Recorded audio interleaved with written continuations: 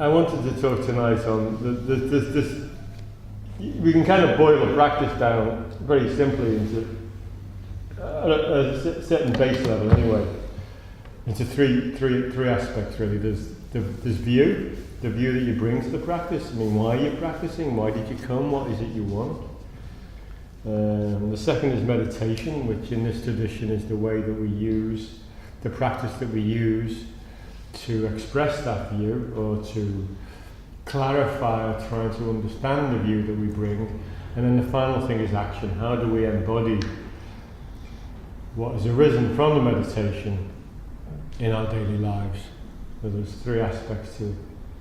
And then there's the wider view before we even start with those three views.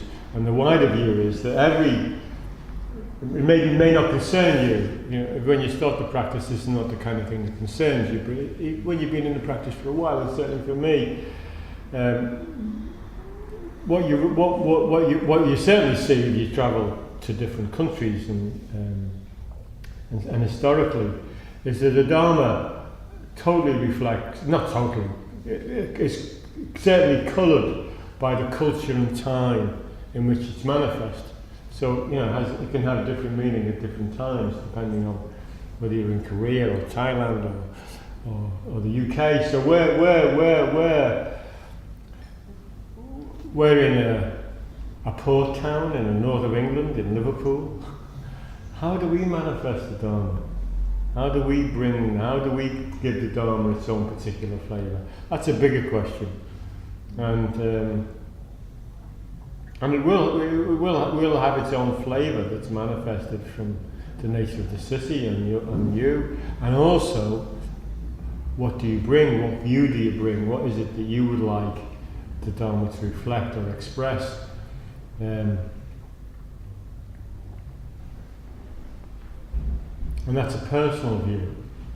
So I'm kind of curious in a way.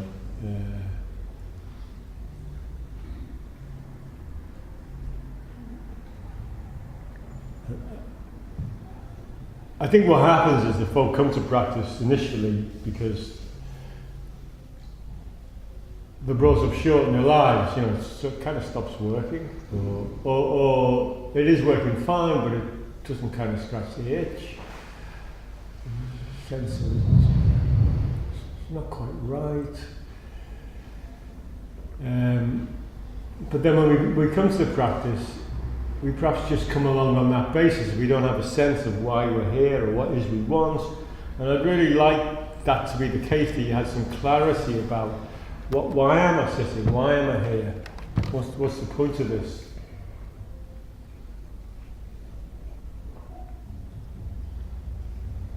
Not necessarily easy question to answer, and it's a catch-22 because maybe the clarity of why you're sitting arises in the meditation. And then what is it you would like to embody? What is it? How would you like to manifest whatever this practice is about for you personally? How would you like to manifest it in your life?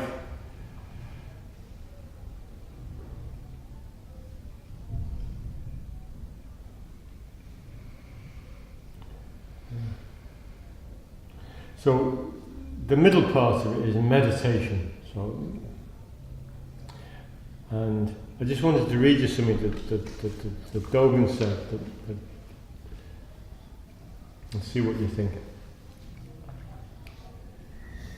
In the Fukinza Zengi, Dogen says, "Do not interfere with the workings of the mind, nor try to control the movements of your thoughts. Give up the idea of becoming a Buddha. Do not interfere with the workings of the mind, nor try to control the movements of your thoughts. Give up the idea of becoming a Buddha." That kind of does away with a lot of ideas about what meditation is about, technique, all those things that people bring, you know, 4 breaths a minute, in the bottom of the belly, all that stuff. You know. What do you think Dogen means by that? Do not interfere with the workings of the mind, nor try to control the movements of your thoughts, and give up on the idea of becoming a Buddha. What does he mean by that? What's that about? Does that gel with the way when you sit, what you bring? It's like, excuse me, it's like... Oh, hang on. I'm going to put the... I'll do it too loud. Say again. I think it's like trying to surrender it, isn't it? That sense of needing to achieve something, or because that's part of what my brain wants anyway. So it's like stop fighting for peace or something. Did you use the word surrender then? Yeah. What would you surrender to? Not I don't know, like not trying, just like being. Who's doing the trying? A sense of identity, I think. Pardon? Who you think you are, or something. That sense of self. Okay. So you'd surrender to this, you'd give up the sense of self then, yeah? You're just going to surrender, is it? I don't know, the drive. The drive. Whatever that drive is. Okay. Thank you. Thanks. Anyone else? What does Dogen mean? Does it have any relevance for you? Yeah, it does. I think what he says is keeping an open mind. Keeping an open mind, yeah. And letting all the possibilities in. Yeah. It's not giving it a direction or trying to get something out of it. Yeah. It's more like taking it all in. Yeah.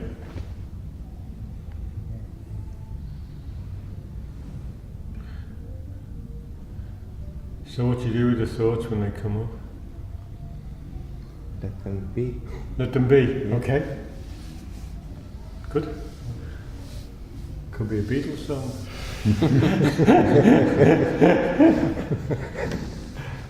So I'd say for me, I can often get caught up in certain thoughts come in. I feel like it shouldn't happen. So, or I'm not meditating. Okay. If I start to think, or I'm not sitting in the right way, I feel unbalanced, or so I try and correct it. Or the physical stuff I suppose is easier, but a lot of the mental stuff, I start to judge it and think. That's it, and really engage with it, and then I find myself becoming anxious and yeah. But I think what maybe Dogen is saying is that that's okay. There's all that stuff is a part of the sitting. Yeah. Yeah. So you could almost judge the judging. There's levels of it. I think maybe. And can you really embrace that? Can you kind of feel okay about that, or? I think that the problem is that if I have a sense of feeling okay about it, then I am judging. So. So I've got to just sit. Yeah, good. That's it. Yeah.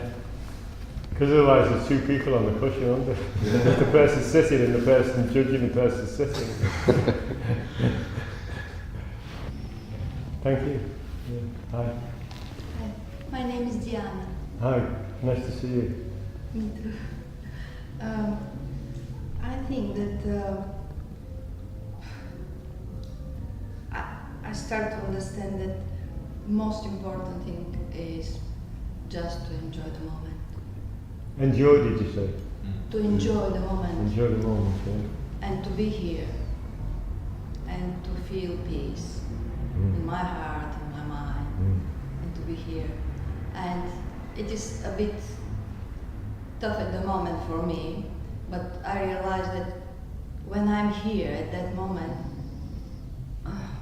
I think that I meditate. That is meditation for me. Okay. I really, somehow, it's very strange for me then.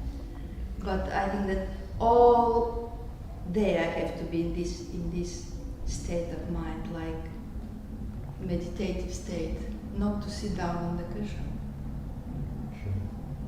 So when you're not, when you don't feel like it's meditation, when there isn't joy, what is it then? Just I go from myself somehow. Okay. I feel that, and after that, come again in your heart and be yourself. Okay. I feel that I want to go again back and sit down and just relax. I think this is meditation. Meditation is for me not to do anything, just to enjoy the moment that you're alive. Thank you. This is my experience. Sure. Thank you. Thank you.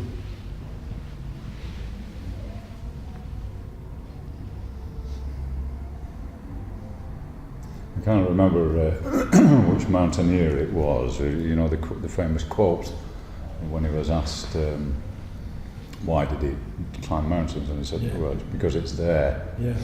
And I suppose, I mean, thoughts still come up all the time.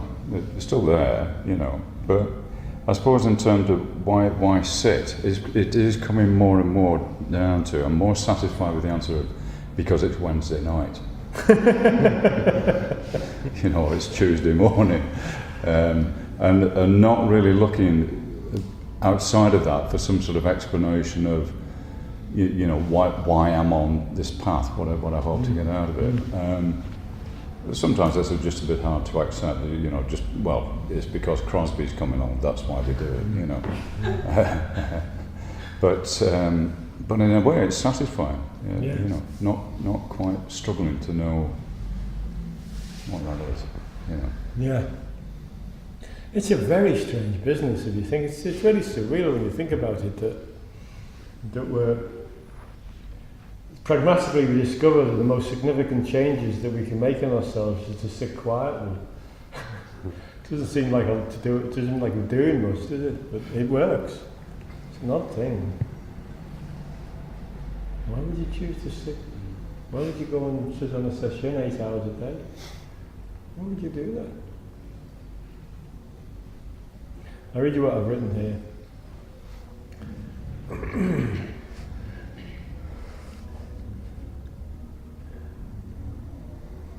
When we practice meditation, we're not really meditating.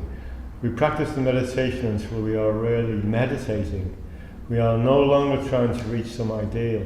We simply let go, and in Christian terms, let thy will be done. We just allow meditation to meditate us. It is no longer me, I meditating, me trying to do something. We simply surrender. We relinquish control and we allow meditation to happen. We allow sitting to be sitting. That's the thing, can you relinquish control? Can you just really let go? And that's, you know, you can do that. It's fantastic practice in life, you know. I'm not that great at it myself, but if you can just let go, it's very freeing to put that burden down of, you know, having to control the world. I think even needing to enjoy it, so like a bit of a thing though, isn't it? Do you know what I mean? Oh, I need to enjoy it, you know. Without it. I'm very cautious about the word need. But sometimes like it's an expectation, isn't it? Yeah. I don't even want to do it for peace anymore. Do you know what I mean? I just want to do it. Okay. Yeah. No, I get that. There's some things that we start off doing because we think that they'll be good for us, and then we discover that we just like to do them for their own sake. Yeah. So how do you bring this? So, assuming you brought a view to bear, and you have a regular practice, meditation practice, and certain. Well, you recognise or acknowledge that there are certain ways of being in your life that cause, that allow your well-being to improve. Put it that way. How do you bring that to bear in your daily life? What kind of view, attitude, mental makeup do you bring to bear in your daily life that would How would you do that? What would you do on a daily basis? Well, it reminds me of that quote that you read out to me. Was it Friday? Yeah.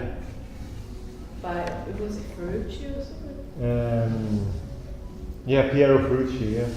Because ever since I've been remembering that and doing that, and for me that's been really useful.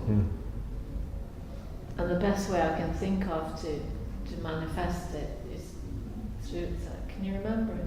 I remember the quote, yeah. You want me to spill the beans? Yeah. I was saving the quote for Crosby and now it's a quote worth saying twice. Yeah, it is. What he was talking about, when you get on a train and you're carrying a suitcase, you don't stand on the train carrying a suitcase, you put the suitcase down. You allow the train to carry the suitcase. You go and take a seat. This is about your life. You just put it, allow the universe to carry the weight. You don't need to carry it. It'll take care of itself. It's a nice message. Yeah. I don't think it's easy to just automatically let go, isn't it? I'm not. I seem to have to go through a process. You say it's not easy to just I don't let think go. it's easy. I don't let. It's like, in the rest of your life.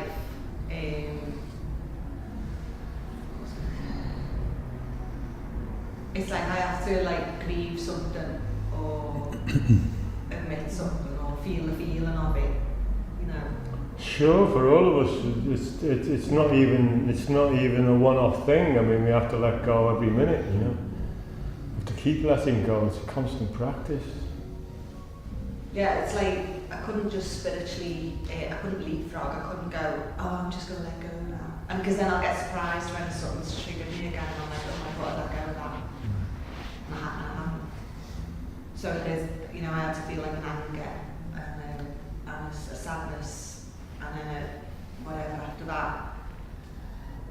And then I don't know, and then realisation of something else and then it's okay to let go. So. How do you manifest any realization in your life? How do you do it?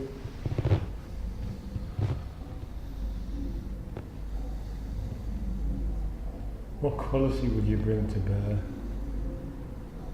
It was honesty. Pardon? Being honest about something. And I think an obvious one to me is the quality of kindness. I mean, in the sense of being more concerned maybe about others than I am about. I mean, that's just an ongoing practice, but it's in terms of manifesting in everyday life. Yeah. Being more aware of others, and where they're at. Yeah. Seems to be a benefit of it. It kind of gels with what I was thinking, that, John. Sorry? It gels with what I was thinking. I'm only looking at the clock and it's 5 to 9. I would like to finish at 9 because I know everybody. At 9 you're done. I know that. So I'm just squeezing the last 5 minutes in. For me, really, it's. You could call it work, but it's 24/7. It's just being aware all the time. It's awareness. It's just being on the case all the time and keeping an eye on yourself. What is it you're doing? And a really good measure is whatever you're doing and whatever decisions you're making, is this going to cause me suffering? Or is it going to cause somebody else suffering? At a really minute level, So the whole day, you're conscious, you're aware, you're looking at everything that comes up and the way that you respond to it. Of course, that doesn't rule out spontaneity and just being in the moment, as you said. But it does require our vigilance, at least to begin with, if we're really going to try and be present of the world. It takes a lot of, is like when you come into this tradition or this practice or any spiritual practice, it does require that big turnaround where suddenly, from when you wake up to when you go to bed, you've made the decision that you're going to be present. You're not going to be AWOL. You're not going to be on automatic. You're not going to be doing things just willy-nilly without thinking, you know, is this wise for me or for other people? So it's a proper task. You know? It's a proper. But at least you're alive. You know, you're really alive, and you've got something to keep you going. Because for sure, from my experience, and maybe for your own, that really understanding who we are and what we're about is a lifetime practice. It doesn't run out. It changes. It's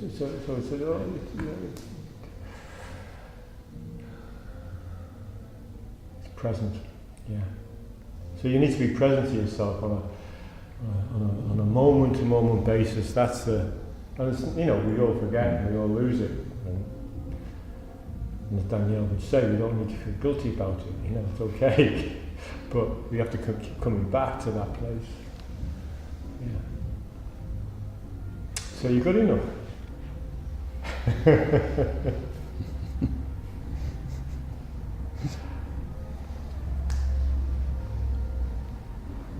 I say my experience? Sure. Because you said that this is lifetime experience. Yes, it is.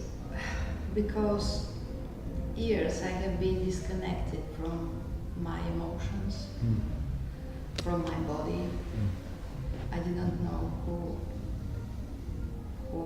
I was and what I'm doing here. And this was really tough to understand and to start to connect with myself. And but I started to explore myself and start to enjoy the company with myself. Very nice. And now I start, at the moment, I start to love myself. Before I didn't love myself, and really I didn't appreciate enough the others. And I understood that everything comes from me, not the others are not the problem, and start to work really hard with me, with myself, and start to love myself. And then I understood how I changed my behavior to the others. And now I start to love myself and start to love others more, and that is the point, I think, to live. To live? To live. Yeah. Yeah. So you said to leave for a minute, or not? To live. To live here in this life. Yeah. Thank you. Just Thank you. to love each other. Yeah. No, it's a really important point, you know, that we really do need to take complete responsibility for ourselves. We are, you know, there's no one else out there to blame for how we are, what we do, how we feel. Okay. Look at that. Oh my God. 9 o'clock. I'm not done.